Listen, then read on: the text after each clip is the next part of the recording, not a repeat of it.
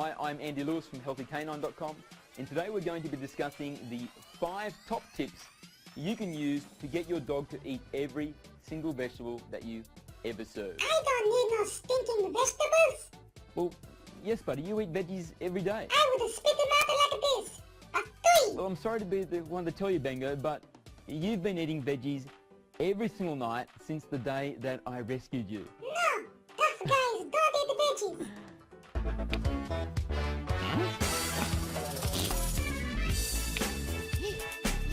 Yep.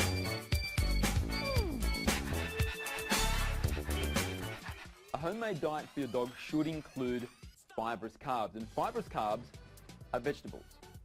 So things like carrots, beans, peas, cabbage. These are all fibrous carbs that are ideal to mix in with your dog's food. But of course, the problem is your dog going to eat them? If you're transitioning from a 100% commercial diet, then it's quite likely your dog has never eaten vegetables in his or her entire life. And so the very first time you begin serving them, you may find that your dog rejects them outright, and when you serve a dish of food, what he or she will do is just pick out the meat and leave everything else behind.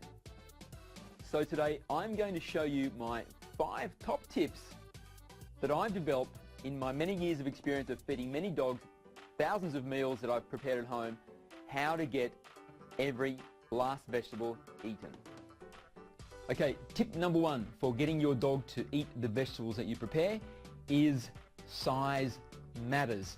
And for the guys watching, on this occasion I think you'll be happy to hear smaller is better. And for example, this piece of zucchini, that's a good size. Okay, it's small and it's going to get lost amongst the other ingredients that make up a mouthful.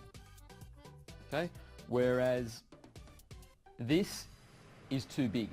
This is going to be almost a mouthful just by itself. So a dog is much less likely to eat that because it's not mixed in with a bunch of other components which it prefers in a mouthful. Okay, again, this is also too big. Here's a piece of pumpkin. This is a good size. This is small. That's a good size.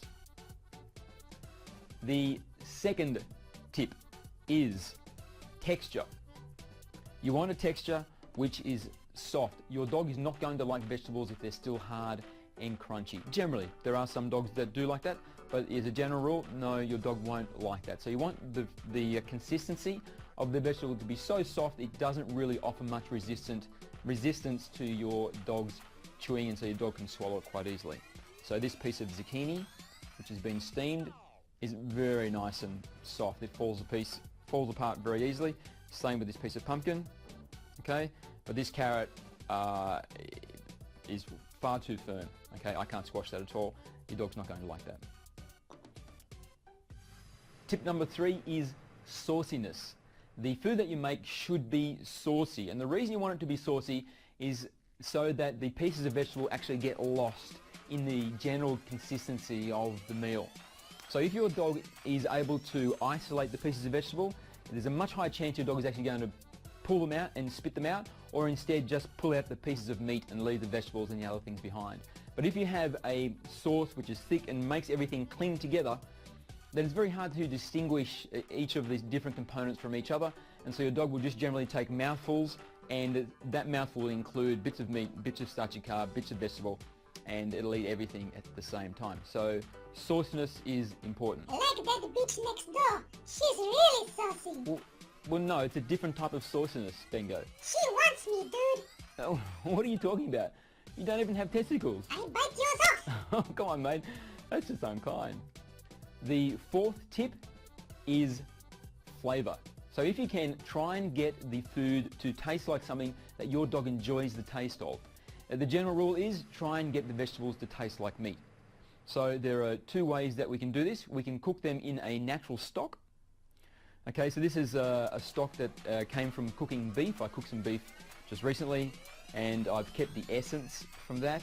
And then now I will use this to cook some vegetables, which I'm going to serve to my dog. And that's going to give the vegetables a very nice beef flavour. There is a little bit of fat in there, that's completely fine. Your dog should be eating about 10% fat anyway, so if you have some fat in there, that's quite okay. Don't put in big large chunks of fat, but a little bit of fat, that's completely fine, and your dog really needs it.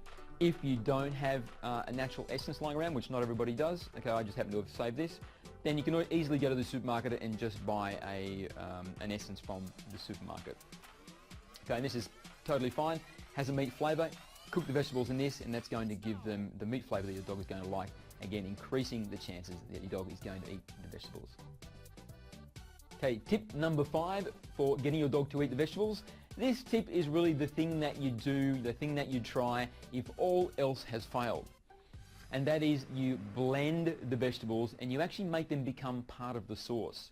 But of course this is an extra step, it's an extra step in processing, and it's an extra step in cleaning as well. So if you can get by without blending vegetables, that's preferable. I never blend for my dog. Just doing those first 4 tips has been enough to get him to eat every vegetable that I ever prepare. But if you have a very fussy dog and these first 4 tips we've discussed so far still is not enough to get your dog to eat the vegetables, then I suggest what you do is you blend the vegetables and make them part of the sauce that it mixes through the entire meal. Okay, so the way to do that is first cook the vegetables in some kind of stock like this, give them a nice rich meat flavour, okay, and make sure you cook them enough so that they're very soft and they're very easy to blend. Then simply just blend the vegetables and use it in the meal as a sauce, so it becomes a vegetable sauce.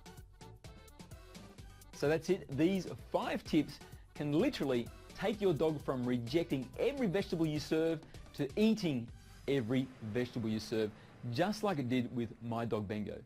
Isn't that right, buddy? I tell you, I never eat them, but maybe I try first time tonight. Okay, we'll try them for the first time tonight.